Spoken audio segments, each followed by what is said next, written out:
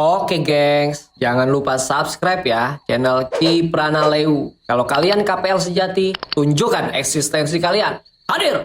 Yoy yoy. Assalamualaikum warahmatullahi wabarakatuh. Gengs, banyak orang yang nanya, Ki, kok sekarang bukan penelusuran aja, terus nyambi ke tausiah, kan itu bukan bidangnya Ki Prana. Nah, ini akan saya bahas di tausiah kali ini ya. 11 bulan kita melakukan penelusuran. Mungkin orang beranggapan, wih, cari AdSense dan lain sebagainya. Nggak munafik, kita memang cari AdSense. Untuk apa? Toh saya juga punya tim, terus juga memang selalu kita sisihkan rezeki yang kita dapat untuk orang-orang yang membutuhkan. Memang jarang sekali kita upload karena itu sifatnya kan personal ya, namanya bantuan seperti itu. Jadi memang kita jarang upload untuk pekerjaan sosial, tapi bukan berarti kita diem aja terus menikmati hasil dari YouTube. Sekarang bisa kalian lihat ya kan, viewer saya tausiah dengan viewer saya melakukan penelusuran timplang jauh. Jadi bukannya AdSense yang kita cari di bulan Ramadan ini, melainkan keberkahan. Nanti saya jawab, saya jabarkan kenapa saya ngambil ke tausiah setiap bulan puasa atau dimulai dari bulan puasa tahun ini. Karena satu, memang kita berlomba-lomba untuk mencari amal kebaikan. Kita jawab, nanti ada hadisnya, kita jabarkan kenapa saya khususnya harus mengambil tausiah di bulan Ramadan ini. Bukan berarti mengambil porsi orang lain, enggak. Ini ada hadisnya. Nah, bulan Ramadan ini kita akan membahas tentang orang-orang yang merugi di bulan Ramadan. Nah, hal ini bisa disebabkan karena tidak melaksanakan amal-amal yang baik pada bulan suci Ramadan ini. Padahal bulan Ramadan ini memiliki segudang berkah dan pahala untuk kita raih, gengs. Abu Hurairah radhiyallahu anhu berkata bahwa Rasulullah Shallallahu alaihi wasallam yang artinya apabila datang bulan Ramadan, pintu-pintu surga itu dibuka selebar-lebarnya. Lalu pintu-pintu neraka ditutup dan setan-setan pun dibelenggu. Nah, hadis ini riwayat Muslim. Dari sabda Nabi Muhammad SAW, tentunya kita menyadari betapa pentingnya bulan Ramadan. Oleh karena itu, dalam tausiah puasa kali ini akan kita bahas tentang orang-orang yang tidak mendapatkan pahala dan merugi pada saat Ramadan datang. Seperti Nabi Muhammad SAW bersabda, yang artinya betapa banyak orang yang berpuasa namun tidak mendapatkan apa-apa selain lapar, dan berapa banyak orang sholat di tengah malam tidak mendapatkan apa-apa selain bergadang. Kayak lagunya Roma Irama tuh, hadis riwayat Nasa. Hal ini menandakan bahwa tausiah puasa Ramadan tentang orang-orang yang merugi di bulan Ramadan ini sangat penting dan berguna bagi umat Islam tentunya. Karena jangan sampai kita menahan lapar tapi tidak mendapatkan pahala. Siapa sih orang-orang yang merugi itu? Nah, orang-orang yang merugi di bulan Ramadan datang karena dia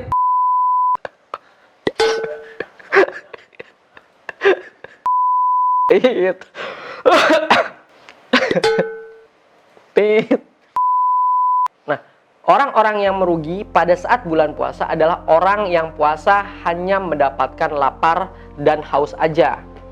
Orang yang puasa hanya mendapatkan lapar dan haus aja adalah orang yang pahalanya, maksud saya, orang yang pahala puasanya telah hilang karena mereka melakukan hal-hal seperti berdusta, bergunjing, serta melihat aurat lawan jenis. Nah, biasanya buka YouTube nggak bisa ngelihat gambar ya kan yang seksi dikit, main clickbait ya, padahal itu cuma clickbait. Seperti itu guys.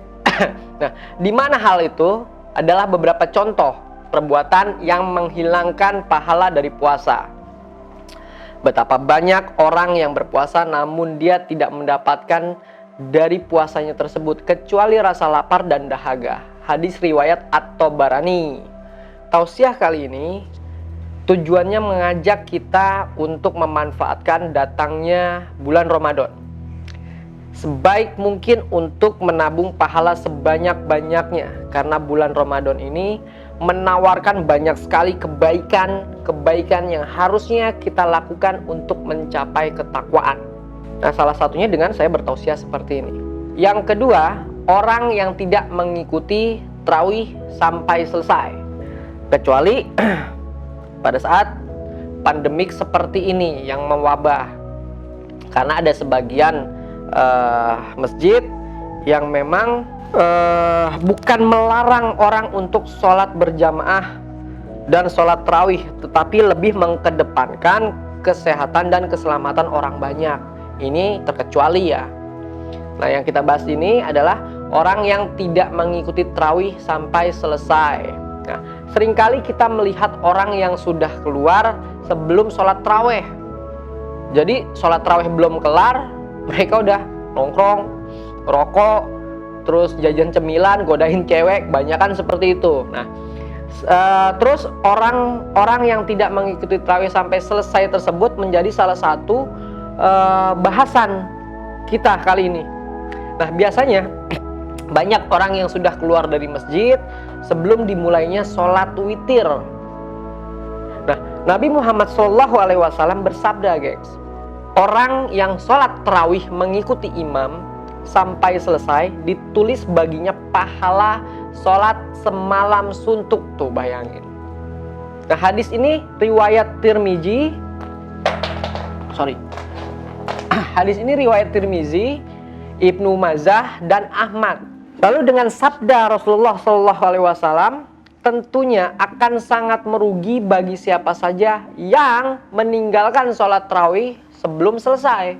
Lalu orang-orang yang merugi di bulan Ramadan ini, yang ketiga, orang yang jarang membaca Al-Quran di bulan Ramadan. Paling enggak kita salawatan lah. Kalau misalkan males membaca Al-Quran, paling enggak perbanyak salawat. Nah, membaca Al-Quran sebagai kitab umat Islam merupakan amalan yang menjanjikan banyak pahala. Saya akan coba menjelaskan tentang orang yang merugi karena jarang membaca Al-Quran di bulan Ramadan. Karena apa? Karena Nabi Muhammad SAW itu bersabda, barang siapa yang membaca satu huruf dari Al-Quran, maka baginya satu kebaikan. Tuh bayangin, misalkan Bismillahirrahmanirrahim, itu udah satu kebaikan. Bismillah itu berapa huruf tuh? Nah, satu alif batasa aja satu kebaikan. Dan satu kebaikan itu dilipat gandakan dengan 10 pahala. Saya tidak mengatakan alif lam mim dalam satu huruf. Akan tetapi alif satu huruf, lam satu huruf, mim satu huruf. Hadis ini diriwayatkan oleh Tirmizi. Lalu dari sabda Nabi Muhammad SAW, kita bisa melihat betapa besarnya pahala yang kita dapatkan bila membaca Al-Quran saat bulan Ramadan. Jadi di puasa kali ini membaca Al-Quran, bukan di puasa kali ini aja ya, maksud saya di bahasan kali ini, membaca Al-Quran sudah seharusnya menjadi salah satu rutinitas yang kita kerjakan di bulan Ramadan. Jadi membaca Al-Quran ini adalah salah satu bentuk rutinitas yang kita kerjakan di bulan Ramadan. Oleh karena itu, setidaknya kita bisa menghafalkan bacaan Al-Quran serutin mungkin. mengamalkan bacaan Al-Quran serutin mungkin. Nah, banyak juga orang yang membuat target nih, hataman Al-Quran di bulan Ramadan. Nah, kalian ini bisa membaca Al-Quran setelah selesai berbuka puasa, setelah tarawih, terus menjelang malam atau menjelang imsak, biar makin banyak tuh nilai-nilai kebaikan. Dan juga yang keempat, orang yang merugi itu orang yang tidak mengerjakan sholat. Puasa nggak sholat, kayak pakai baju nggak pakai celana. Sholat nggak puasa, kayak pakai celana nggak pakai baju. Nah, jadi kalau puasa terus sholat berarti pakai baju, pakai celana. Itu kodratnya. Karena sama-sama wajib. Kalau dulu saya ngaji, itu hari eta wajib, wajibun. Kalau misalkan baca kitab fikih tuh, sholat ialah tiang agama. Nah, sholat adalah amalan terpenting bagi seorang umat, tentunya umat Islam, yang tentunya tidak hanya di bulan Ramadan aja. Karena sholat ini adalah sesuatu hal yang wajib untuk kita selalu melaksanakan sholat, tapi juga setiap hari dengan tidak terkecuali. Jadi jangan cuma sekedar kita sholat di bulan Ramadan aja, terus setelah Ramadan sholatnya belentang-belentong lagi. Karena sesungguhnya hal yang pertama kali dihisap dari segenap amalan seorang hamba itu di hari kiamat adalah sholatnya. Bila sholatnya baik, maka beruntunglah orang tersebut. Dan bila mana sholatnya rusak, sungguh kerugian menimpanya. Nah, hadis ini diriwayatkan kembali oleh Tirmizi. Meninggalkan sholat wajib sama saja dengan puasa atau menahan haus dan lapar yang kita kerjakan menjadi sia-sia. Oleh karena itu, sholat adalah amalan terpenting yang harus kalian laksanakan. Bahkan saya laksanakan setiap harinya. Nah, gengs, itulah tausiah singkat tentang orang-orang yang merugi di bulan Ramadan. Semoga dengan kalian menyaksikan tausiah ini, kita tidak termasuk ke dalam bagian orang-orang yang merugi, dan senantiasa pribadi kita dijaga oleh Allah Subhanahu wa Ta'ala. Nah, seperti tadi saya sampaikan, kenapa saya di bulan Ramadan ini mengambil tema tausiah, padahal ini bukan bidang saya. Seperti tadi saya sampaikan, ada hadisnya. Saya akan jabarkan berdasarkan artinya ya. Nah, barang siapa di antara kalian yang melihat kemungkaran, hendaknya ia merubah dengan tangannya. Kalau dia tidak bisa merubah dengan tangannya, maka rubah dengan lisannya. Kalau dia juga tidak bisa merubah dengan lisannya, maka dengan hatinya.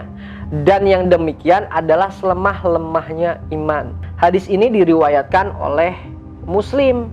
Hadis yang baru aja saya jelaskan tersebut, ini menjelaskan kewajiban bagi seorang muslim ketika ia melihat satu kemungkaran, maka bertindaklah. Jadi tidak ada di dalam hadis yang tadi saya sampaikan menyatakan bahwa orang memberikan nasihat atau memberikan satu kebaikan itu harus memiliki gelar. Misalnya harus jadi ustadz terlebih dahulu, atau harus jadi kiai terlebih dahulu, terus baru bertindak. Ini kewajiban buat kita semua sebagai orang muslim. Kalau yang salah kita tegur, yang salah kita luruskan agar tidak mengulangi lagi kesalahan-kesalahan yang ada. Jadi ini himbauan juga untuk semuanya. Semua umat muslim jika melihat kemungkaran, maka ia diharuskan untuk bertindak. Bukan bertindak dengan melakukan tindakan-tindakan yang lebih persuasif. Makanya hadis tersebut, jika kita tidak bisa menggunakan tangan, kita menggunakan lisan. Tapi kalau misalkan kita tidak bisa menggunakan lisan, kita menggunakan hati. Nah, itu selemah-lemahnya iman. Artinya kita cukup mendoakan aja, seperti itu. Nah, karena saya pernah belajar agama, paling enggak apa yang pernah saya dapatkan melalui pelajaran-pelajaran yang dulu, coba sedikit demi sedikit saya tuangkan. Apalagi saya mengambil genre horor. Jadi bukan cuma sekedar penampakan, bukan cuma sekedar saya ngejar-ngejar hantu atau jin dan lain sebagainya. Kalian harus lihat isinya terlebih dahulu. Mungkin saya tidak bisa ceramah di masjid, tidak bisa sebagai mubalik dengan berceramah di depan ratusan ribu orang atau ribuan orang. Saya berdakwah sesuai dengan apa yang saya bisa, yaitu membawakan acara-acara misteri dengan berlandaskan Quran dan hadis. Makanya kalau misalkan kalian belum melihat tayangan-tayangan misteri yang saya bawakan, jangan menghujat terlebih dahulu. Dilihat dulu arah isinya kemana, jadi kita paham. Karena setiap manusia pasti memiliki kelebihan dan kekurangan yang berbeda-beda. Kelebihan yang saya punya untuk menjabarkan versi tausiah melalui penelusuran, yaitu yang saya gunakan. Karena saya tahu porsi saya bukan sebagai ustadz, bukan sebagai kiai, atau bukan sebagai mubalik. Tapi yang bisa saya lakukan dengan acara-acara horor, acara-acara misteri, tapi nilai dari tausiah yang saya sampaikan untuk orang tidak percaya lagi dengan yang namanya setan atau arwah penasaran dan ruh gentayangan, itu menjadi mindset. Akhirnya kita tidak dibodohi lagi dengan orang-orang yang mengaku bisa melihat sosok gaib, terus berkata bahwa ini adalah almarhum dari orang yang pernah hidup di dunia. Mungkin itu aja yang bisa saya sampaikan.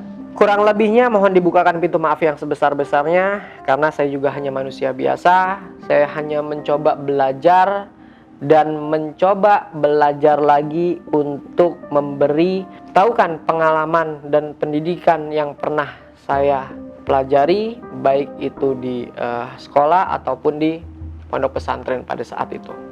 Oke, terima kasih yang sudah subscribe. Jangan lupa bahagia, terus tersenyum. Melihat kebahagiaan kalian adalah kebahagiaan buat saya pribadi. Jangan lupa subscribe, like, comment, and share jika link ini bermanfaat buat kita semua. Saya Ki Pranaleu. Assalamualaikum warahmatullahi wabarakatuh.